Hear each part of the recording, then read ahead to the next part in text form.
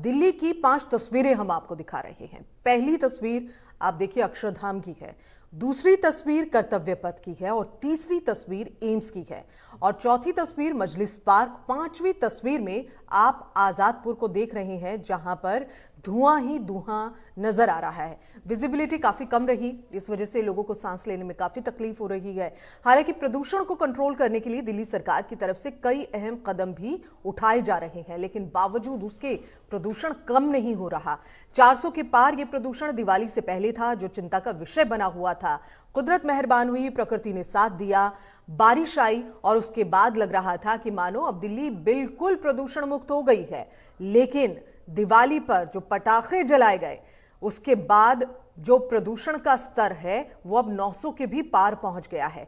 हालांकि दिल्ली में पटाखे बैन हैं, बावजूद इसके लोगों ने जमकर आतिशबाजी की है, जिससे दिल्ली का प्रदूषण का जो स्तर है वो किस कदर बड़ा है ये अंदाजा लगाया जा सकता है। अक्षरधाम, कर्तव्य पथ, एम्स, मजलिस पार्क और आजादपुर की तस्वीरें आप देख रहे हैं, जहां पर धुआं ही धुआं नजर आ रहा है।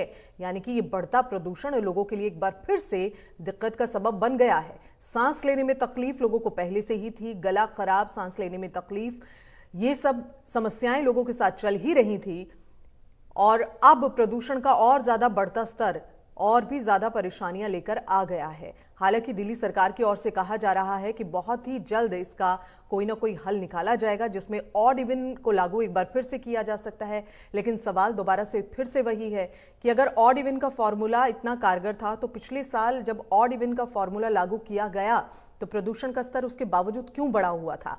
अगर क्लाउड सीडिंग की बात करते हैं तो क्लाउड सीडिंग अगर करवाते हैं तो वो भी इतना आसान नहीं है। लेकिन फिर भी अगर क्लाउड सीडिंग एकमात्र विकल्प रह जाता है इस पॉल्यूशन की एक परत को हटाने के लिए, तो शायद दिल्ली सरकार इसकी ओर भी ध्यान देगी। तो ये 5 तस्वीरें हैं आपके सामने, अक्षरधाम, एम्स, मजलिस पार्क, कर्तव्य पथ की, आजादपुर की।